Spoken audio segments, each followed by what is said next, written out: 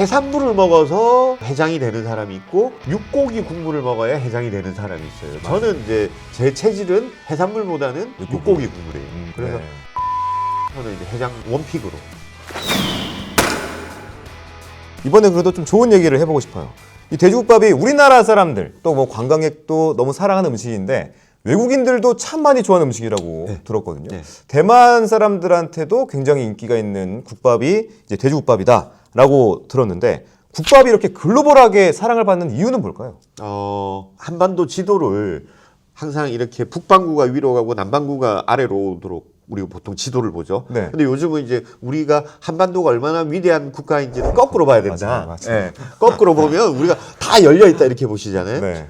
부산 돼지국밥과도 연관이 있는 게 처음에 말씀드린 게 돼지를 왜 키웠냐. 해안 지방에서는 소가 풀 뜯어 먹을 소지가 없었고 그러다 보니까 단백질은 필요한데 그래서 집집마다 돼지를 키운 거잖아요. 이게 우리나라만 그랬을까? 모든 나라가. 모든 나라. 해안 지방은 다 그랬어요. 가깝게 생각할 수 있는 곳이 일본의 규슈, 오키나와 그리고 대만, 중국의 남쪽 지방, 해안 지방. 대표적으로 뭐 상하이 이런 지역들이 전부 다 돼지고기 문화권이에요. 네. 그래서 다 이런 게 있어요. 돼지국밥 같은 음식이. 어... 오키나와에 가면 오키나와 소바가 있고 네. 규슈에 가면 후쿠오카에 가면 돈코츠 라면이 있죠. 네. 그다음에 대만으로 가면 저각탕이라고 해가 돼지국밥하고 똑같은 음식이 있어요. 에어 부산이 지금 가는 곳이 까오슝이라고 네. 대만 제일 남부에 가면 일상적인 음식이 뭐냐면 저각탕이에요. 돼지 젓자를 써가지고 네. 돼지 뼈 국물. 어... 근데 비슷하겠네요, 뭐냐면 진짜. 똑같아요. 돼지국밥하고 살코기하고 뼈에 붙은 살코기와 뽀얀 돼지국밥이 있고 네. 우리는 밥을 말아 먹는데 대만 사람들은 그 쫑즈라고 해가지고 나뭇잎에 싼 찰밥 보통 그 동남아 가면 많이 있는 네. 거. 그거 이제 찰밥을 이렇게 벗겨가지고 한 손엔 찰밥을 들고 이렇게 숟가락 들고 이렇게 마셔. 이렇게 그 국물에 넣지 말아 않군요. 먹는 문화가 없어요. 어. 근데 얘네들이 부산에 왔더니 네. 자기들하고 똑같은 돼지 국물에다가 밥을 말아 먹는데 그렇지. 이게 너무 편하고 맛있는 거야. 어. 그리고 제가 자신 있게 말씀드릴 수 있는 게 우리가 훨씬 맛있어요. 국물이 돼지 국물. 그러니까 대만 애들이 한국에 와가지고 너무 맛있는 거죠 이게. 그리고 부산에는 750가지 스타일의 돼지국밥이 있는 거죠. 네. 가는 집마다 다 달라요. 대만 사람들 그냥 부산에 오면 너무 싱가포르에 가면 또 유명한 게 바쿠테라고 딱 가보면 돼지 등갈비에 붙어 있는 살코기 딱 두 쪽 주고 국물에 그게 딱 담겨 있는데 이 국물은 또 돼지 국물이에요. 그리고 밥 시키면 또 공깃밥도 나와. 이 부산 사람들이 싱가포르 가면 바쿠테 엄청나게 좋아하거든요. 마찬가지로 동남아 사람들이 부산에 오면 돼지국밥 보면 이게 너무 친숙한 음식이에요. 확실히 부산 돼지국밥이 제일 맛있어요. 맛있어요. 네, 우리가 왜 끝간대로 가거든요. 이 돼지국밥과 경쟁할 수 있었던 외국의 다른 음식 중에 유일한 게 뭐냐면 돈코츠예요. 돈코츠 라멘이에요. 네. 일본에 이걸 프랑스 요리를 전공한 일본인 셰프들이 돈코츠 라면을 발견하기 시작한 거예요. 네. 아 이게 외국에서도 서구에서도 먹히겠는데?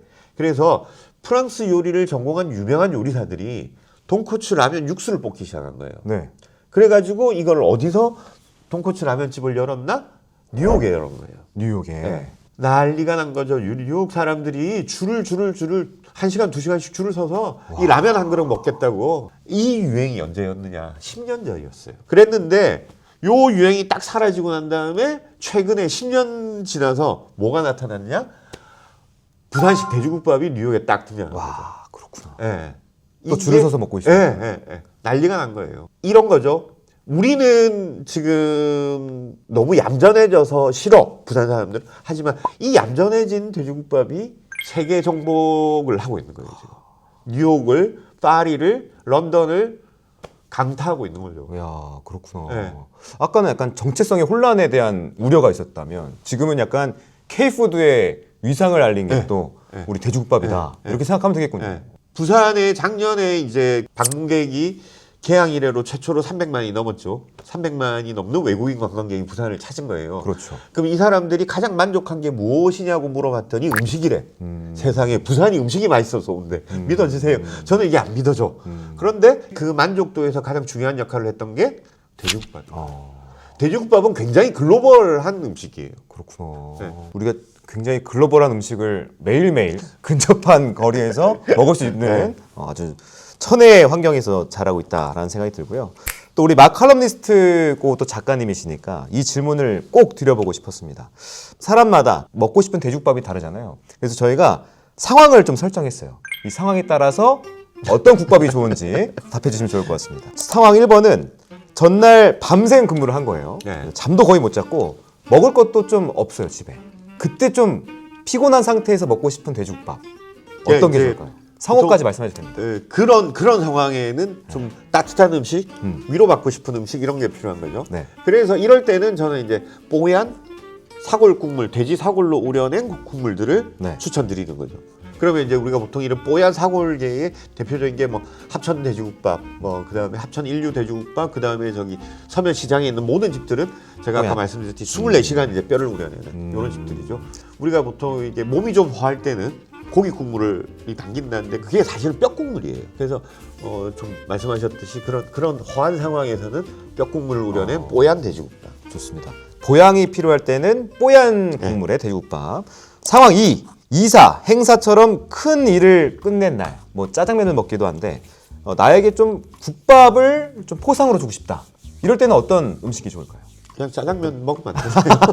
이제 요즘은 약간 프리미엄 라인들이 생겨나기 시작한 거예요. 아까 좀 우려했던 부분 아닙니까 이게? 그거 외에 돼지국밥의 프리미엄 라인들이 좀 생겨요. 돼지에도 그레이드가 많거든요. 네. 그래서 좋은 돼지를 우려서 우리가 생각했던 돼지국밥의 정답이 이건가? 이런 돼지국밥들이. 그게 어디예요? 이런 데는 이제 반드시 가시면 이제 돼지국밥도 중요한데 네. 수육을 반드시 같이 드셔야 돼요. 수육까지. 네. 어. 해운대의 거대 돼지국밥. 거대 돼지국밥. 네. 여긴 안 가봤네. 네. 돼지고기 자체가 좋아서 네. 국물도 끝내주지만 이렇게 돼지고기 그렇군요. 수육이 정말 맛있죠. 네. 수육까지 꼭 같이 먹어봐야 될 국밥집이었고 해장을 해야 돼. 그때는 어디가 제일 좋으세요? 그 다음에는 또 다른 상황이 있나요? 네, 지금 또 있죠. 네. 한 개 더 있습니다. 네. 두 곳을 추천하고 싶은데 네. 그 상황에 따라서 좀 다르게 마지막 상황 같이 여쭤볼까요? 같이 가시죠. 마지막 상황은 호불호 없는 돼지국밥. 그 만약에 서울이나 타 지역에서 친구가 왔는데 약간 너무 좀 냄새 나거나 이러면 안 될 것 같아서 누구나 같이 먹을 수 있는 돼지국밥. 이게 그럼, 마지막 상황. 그러면 제가 이제 두 곳집 마침 딱 적당한 상황에 맞는 집인데 첫 번째로 해장. 저희 집사람도 굉장히 좋아하고 저도 좋아해서 저희 집은 매주 토요일 아침에 브런치를 돼지국밥으로 하거든요. 브런치를 돼지국밥으로. 네, 돼지국밥으로 해요. 그러니까 매주 가는 집인데 네. 밀락동의 자매국밥. 자매국밥. 네, 왜 그러냐면 이 자매국밥은 머리 국물이에요. 돼지 머리로만 우려내는. 그래서 묘하게 몸을 좀 풀어주는. 네, 이 지친 이 속을 풀어주는. 해산물을 먹어서 해장이 되는 사람이 있고 육고기 국물을 먹어야 해장이 되는 사람이 있어요. 맞아요. 저는 이제 제 체질은 해산물보다는 육고기 국물이에요. 그래서 저는 이제 볶국 이런 거보다는 돼지국밥 혹은 뭐 냉면 이런 것들이 오히려 해장에 잘 받는 거죠. 그래서 네. 자매국밥을 저는 이제 해장 원픽으로. 그래요? 그다음에 지금 이제 그 마지막 질문이 외지에서 손님이 왔을 때 호불호가 없는 네. 이런 집들이 필요한데 맛이 이렇게 너무 이렇게 도드라지지 말아야 되는 거고. 네. 그다음에 기존의 설렁탕이나 이런 소로 우려낸 국물과 비교했을 때 이것은 돼지네라고 느껴지지만 돼지가 좀 거북하다는 안 느껴져야 되고. 그다음에 제일 중요한 게 한 가지가 뭐냐면 외부에서 사람들이 왔을 때 제일 중요한 조건 중에 하나가 위생이에요. 위생. 돼지국밥 집들이 대부분 위생적으로 좀 취약한 부분이 있거든요. 기름이 튀는 고기를 24시간 끓이고 있어야 되다 보면 그거를 일일이 다 이렇게 관리하는 게 좀 힘들어요. 네. 근데 이 집은 그 부산에 있는 돼지국밥 집들 가운데에서 유일하게 우리 식약처가 인정한 위생 등급 3스타를 받은 집. 그것도 3년 내내. 이거 굉장히 힘들어요. 이게 스타벅스도 이 별 셋이 붙어 있는 식약처가 인증한 위생 인증 팻말을 붙여놓는 스타벅스가 있고 없는 스타벅스가 있어요. 그러니까 스타벅스도 못 받는 것을 돼지국밥집이 3년 내내 받았다. 이거 굉장한 사건인데 그게 바로 해운대에 있는 양상국밥. 양상국밥. 네. 여기는 그 살코기로 우려낸 맑은 국물에 예. 양파 다대기를 섞어가지고 먹는데 이게 남녀노소 부산 사람 혹은 외국 사람 아무 상관없이 다들 좋아해요.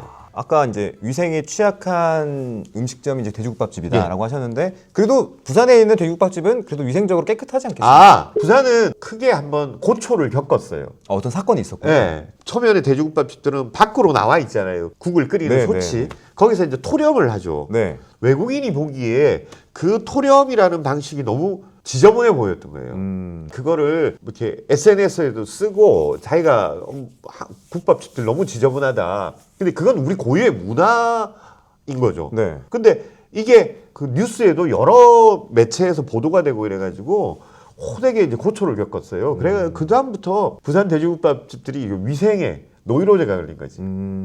그래서 깨끗해졌어요. 그렇죠. 그리고 사실 저는 이제 식어 있던 밥을 뜨거운 국물로 끼얹어 가지고 토렴을 하는 방식은 우리의 문화인데 이것이 누가 보기에는 비위생적으로 보였을 수도 있고 그 과정 주변에 예를 들어서 이분이 위생장갑을 끼고 있었나 뭐 이런 것들은 우리가 고쳐야 되지만 토렴이라는 문화 자체를 고치는 건 아니다 절대로. 그때 제가 굉장히 그 토론회에 나가서도 싸운 게 뭐냐면 네. 이런 얘기를 하는 거예요. 그래서 이제 토렴을 없애자라는 거야. 정찬을 차리자. 돼지 국물, 밥, 그다음에 반찬. 이게 반상 차림으로 하자. 그건 돼지국밥이 아니죠. 이 돼지국밥에 진짜 중요한 것은 뜨거운 국물로 식어버린 밥을 깨우는 토렴에 있는데 네. 이 문화를 없애자고 누군지도 모를 외국인 한 사람이 비위생적이다 문화를 이해하지 못한 사람이 얘기했다는 이유만으로 우리의 전통적인 이 토렴을 받고 이건 말이 안 되는 거거든요. 마지막으로 토렴이 우리 돼지국밥이나 설렁탕에서 왜 중요하냐. 네. 우리는 습관적으로 뜨거운 음식을 좋다라고 생각을 하거든요. 근데 뜨거운 음식은 우리 위에 굉장한 부담을 주거든요. 네. 인간의 위장이 가장 소화하기 좋은 온도가 75도예요. 75도라는 거는 어떤 느낌이냐면 뜨거워가지고 한번 후 불어서 먹는 정도가 딱 75도예요. 네. 이 75도를 어떻게 맞추느냐. 밥이 식은 밥이 있어요. 네. 식은 밥은 40도 정도 돼요. 네. 끓고 있는 국물은 100도죠. 네. 이 100도짜리를 40도짜리에 끼얹으면 요렇게 국밥이 되면 이게 몇 도가 돼요? 75도가 돼요. 5도가 되는. 네. 과학적이다. 우리 선조들이 만들어 놓은 토렴이라는 국밥 먹는 방식은 굉장히 과학적입니다. 그래서 이거를 부끄러워하거나 네. 혹은 비위생적이다라거나 이런 식으로 폄훼해서는 절대로 안 되는 우리 전통인 거죠. 여러분 그 부산에 와서 국밥 드실 때 비위생적이다 이런 편견 갖고 계시면 안 됩니다. 굉장히 깨끗하고 또 엄청나게 관리들 많이 하세요. 네, 실제로. 엄청, 예. 네, 그렇기 때문에 가서 맛있게 드시면 되고 그냥 우리가 생각해야 될 것은 어떤 종류로 된 돼지국밥이냐 그것만 생각하시면 될 것 같습니다. 자, 우리 작가님께서는 부산에서 미식을 알리는데 굉장히 힘쓰시는 걸로 알고 있는데 2026년 올해는 좀 어떤 계획을 갖고 있는지 마지막으로 여쭈면서 오늘 인터뷰 마무리하겠습니다. 올해는 부산 음식을 좀 더 적극적으로 알리기 위해서 불러주신 제가 어디든. 네, 어디든. 네. 네. 사실은 부산 음식에 대한 관심들은 많은데 부산 음식에 대한 이해가 좀 부족한 것 같아가지고 국제일 아나운서께서도 오늘 돼지국밥에 대해서 새로운 얘기들을 많이 그럼요. 들으셨잖아요. 역사를 네. 알지 못했거든요. 네, 그래서 제가 좀 더 부지런히 다녀야 될 것 같다. 네, 그런 생각을 하고 있습니다. 알겠습니다. 오늘 저희와 함께 이제 돼지국밥에 대한 다양한 이야기를 들어봤는데 아까 상황 속에서 이제 작가님이 추천해준 여러 돼지국밥집이 있는데 그중 한 곳을 작가님과 함께 가서 직접 먹으면서 또 이어서 인터뷰를 좀 진행해 보겠습니다. 작가님, 네. 이동해 볼까요? 가시죠. 네, 가시죠.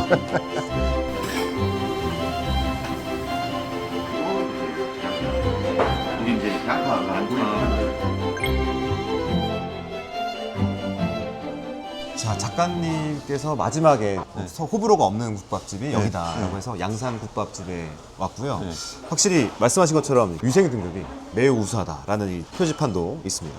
너네 너무 홍보해 주는 거 아니냐라고 생각할 수 있는데 절대적으로 우리 돈 내고 먹는 국밥이고요. 또 부산 여행을 생각하시는 분이라면 한번 오셔서 드시면 좋을 것 같다라는 생각으로 추천해주고 싶은 국밥집이고 그리고 굉장히 가까워요. 여기서 해운대 해수욕장이 걸어서 한 15분? 네. 15분 정도면 갈 수 있는 곳이어가지고. 그래서 뭐 여름에 오셔서 해수욕도 하고 네. 와가지고 밥도 먹고 네. 이 집의 또 특징적인 게 이제 보시면 이제 다대기. 양파를 숙성시킨 양념. 이게 독특해요.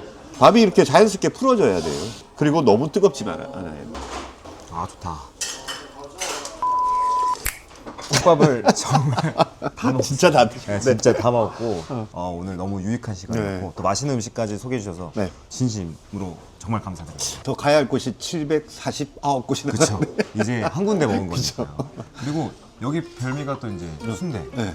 순대 스테이크였죠. 네. 정말 맛있으니까. 철판에 구워 드시니까 별미네요. 오늘 박상현 마카로니스트와 함께했는데요. 부산에 오셔서 국밥집 여기뿐만 아니라 되게 많은 749곳이 더 있으니까 그곳에 가셔서 국밥 드시면 좋겠습니다. 작가님 오늘 함께해 주셔서 너무 감사합니다. 감사합니다. 고맙습니다.